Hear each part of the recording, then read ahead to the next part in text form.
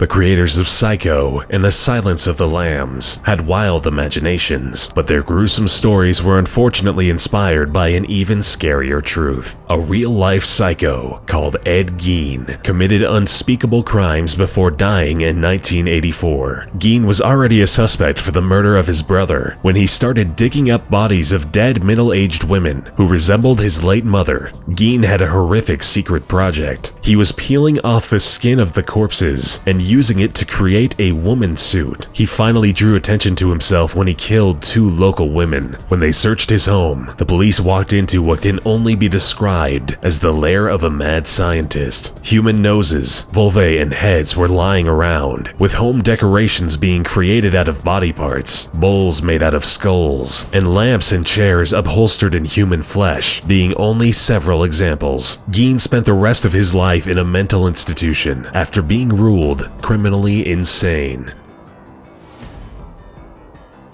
Javed Iqbal Mughal was a remorseless serial killer from Pakistan who killed more than 100 young boys. Mughal's sadistic tendencies surfaced when he was arrested for sexual molestation, with 2 young boys being his victims. Unfortunately, he was let out on bail after serving only part of his sentence. Mughal left prison aggravated and encouraged to act on his sick impulses. He developed a strategy of wooing boys and young men. He would lurk the streets looking for potential victims. When he managed to get the wanted attention, he would lure the unsuspecting boys, take them to his home, where he would proceed to drug, rape, and finally, murder them. He wasn't done with them after he killed them. He would go on to dismember the lifeless bodies and dissolve them in hydrochloric acid. The remains ended up in the sewer system. Mughal was caught because he kept the clothes of his victims as trophies, which were eventually discovered by the police.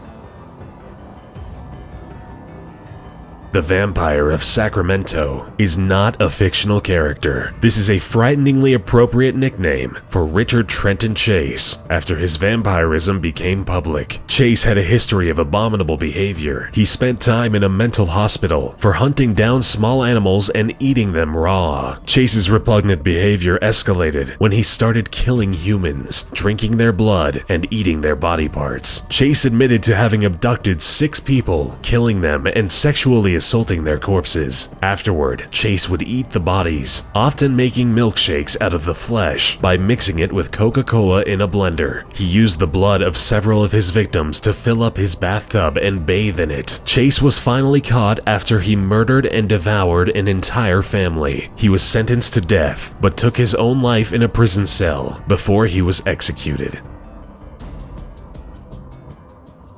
Dennis Nilsson was a loner who craved human company, but his deranged mind didn't allow him to engage with people socially. Instead, his impulse for keeping company was satisfied in other twisted ways. Nilsson managed to lure young men into his home, where he would capture and murder them. The kill itself was not Nilsson's goal, it was the preservation of the bodies. He would keep them in his home for several days, using them as bunk buddies. The sleepovers would end when the stench of the corpses became too much to bear. He got rid of the bodies by burning them and eventually flushing them down the drain. Nilsson was caught by chance when the pipes got clogged. His neighbors complained about blocked drains, and the plumber decided to have the pieces he found causing the blockage analyzed. The plumber's shocking discovery that found what were actual human remains led to Nilsson's life imprisonment.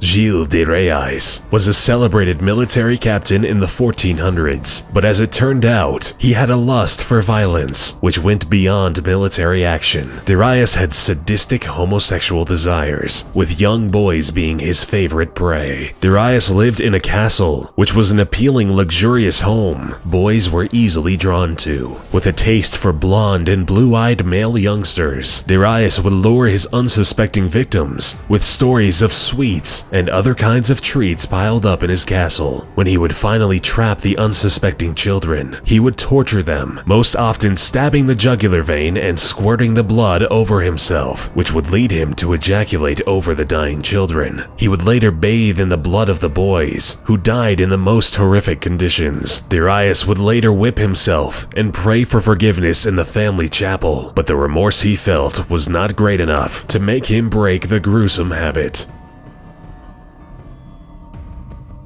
Ted Bundy was a handsome and charismatic man who was no stranger to chatting up girls. Unfortunately, the young woman he would seduce found out about his heartlessness and sadistic tendencies only after it was too late. Bundy approached girls in public places, faking injury or disability, and he gained their trust with his light flirtation and fake vulnerability. As soon as he got the girls alone, he would transform into pure evil and kill the women in cold blood. He would hide the bodies so that he could revisit them, raping and dismembering the corpses out of a sick obsession. Bundy confessed to murdering 30 people, but the police suspect that that list is much longer in reality. Bundy had moments of breaking his own pattern, and it is known that he broke into several houses and bludgeoned people to death in their homes. Bundy was arrested several times and managed to escape, only to finally be caught and executed at the age of 42.